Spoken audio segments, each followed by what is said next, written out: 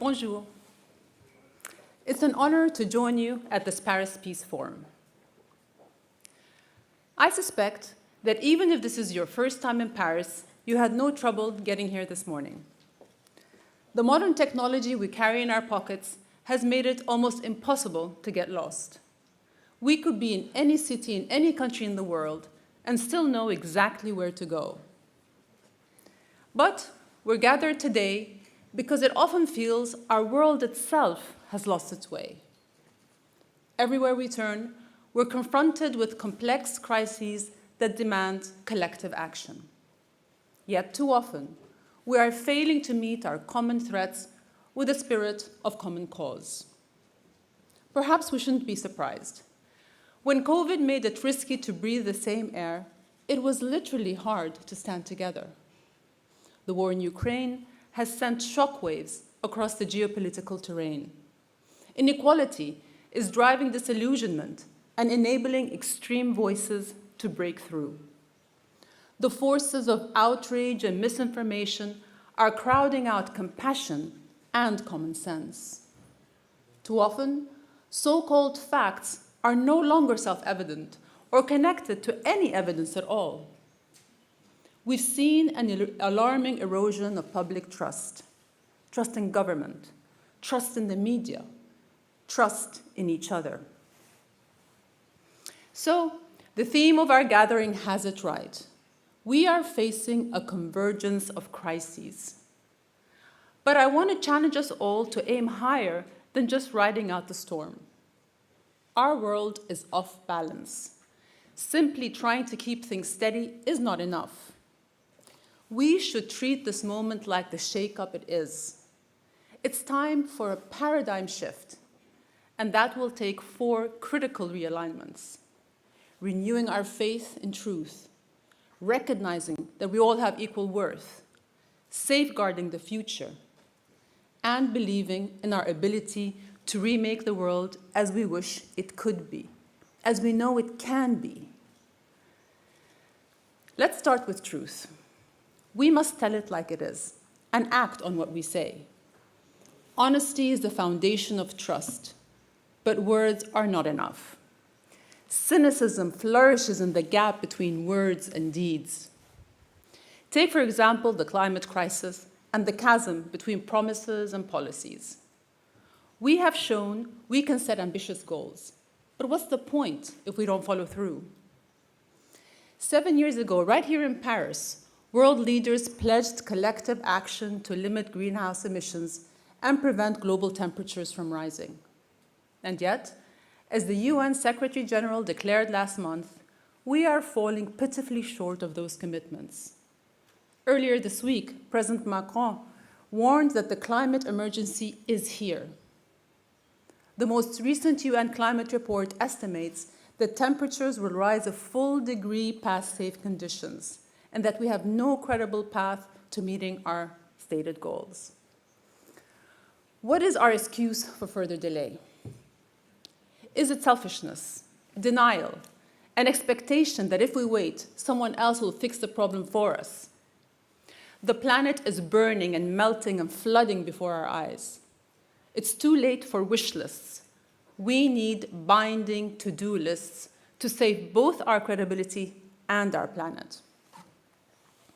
With so much at stake, I am reminded of something Victor Hugo once said. Great perils have this beauty, that they bring to light the fraternity of strangers. Which brings me to the second piece of our paradigm shift. We must honor our common humanity. We all live in the same world. Self-sufficiency is an illusion. None of us can truly thrive unless we all do. Yet, during dark times, there can be an impulse to only look out for our own, to say of others, if they are not like us, then we do not like them. But until we embrace the reality of our connectedness, we'll continue to bear the worst of its consequences. Consider, for example, the global refugee crisis, which has reached epic proportions. More than 100 million people are displaced around the world, 1.5 times the population of France. We all know it is hard to balance domestic needs with global cries for help. but the international community has more capacity than is sometimes claimed. Take the world's response toward the more than 7.6 million refugees who have fled Ukraine since February. Like everyone, I've been deeply moved by the images from Europe and everywhere else as host countries welcomed exhausted, frightened families to their new homes. And yet, how different the response has been toward refugees from places like Syria, Myanmar, and South Sudan. Those people too had been driven from their homes. They too were frightened for their lives. What accounts for the contrast in compassion? Does skin color make all the difference? Too often, the barrier isn't budgets, it's bigotry and bias. With such a flawed moral compass, it is no wonder our world feels as though it's lost its way. And as long as our response to challenge is raising walls instead of will, we will be condemned to strife and suffering without end. So our paradigm shift must include recognition that all of us have equal worth. But it's not enough to recognize the humanity of people living in faraway places.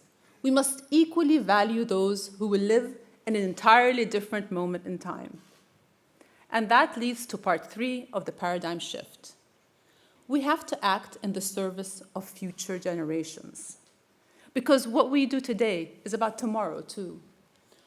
Our choices will affect people we will never meet, but who matter as much as we do. We see a glimpse of their faces in our children and grandchildren. Last year, in a global survey of 10,000 young adults, more than half thought the things they value most will be destroyed. 40% said they'd hesitate to have children of their own. 3 out of 4 said the future is frightening. Is that the way we want young people to feel?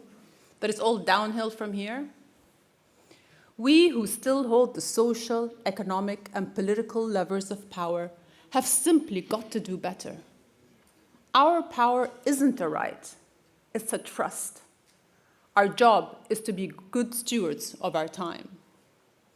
What matters is not the next election, or the next financial quarter, or the next generation of smartphones.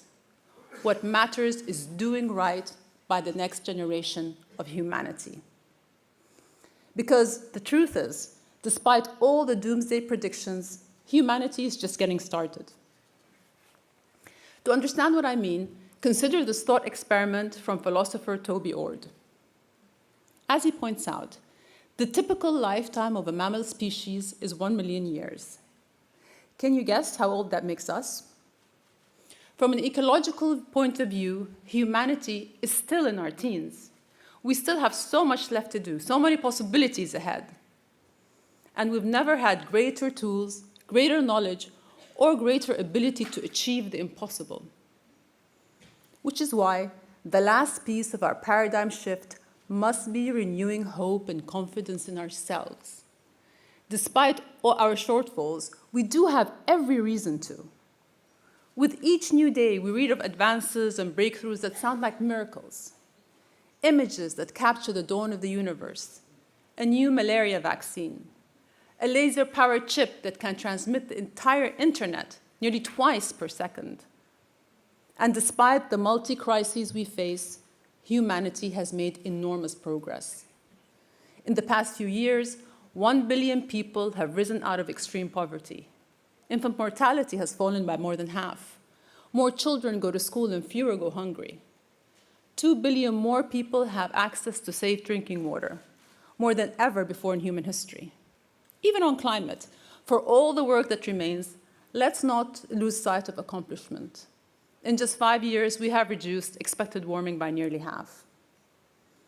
It's not just technology that's enabled these wins. It's collaboration and trust, the instinct to help, the goodness that resides in human hearts.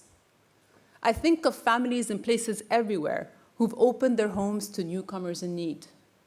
The global scientific community working together to create a life-saving vaccine in record time. Entire neighborhoods singing together from their balconies, making music during the worst of the pandemic. And this conference itself, with all of you coming together to share insight and encouragement. The engine of hope remains our ability to imagine something new, something different, to believe that things can be better than they are, and then act to make it so. And just as important, to resist complacency and try to imagine things sooner so that we can fix problems before they become perils and prevent tomorrow's crises before they start. 55 years ago, in a very different time and place, Dr. Martin Luther King gave a speech in which he described the invisible book of life that faithfully records our vigilance or our neglect. He warned that there is such a thing as too late, and he stressed the fierce urgency of now.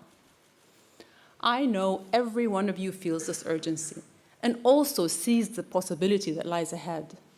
Whether strangers or old friends, we share common faith, faith in truth, in one another, in our future, and in ourselves.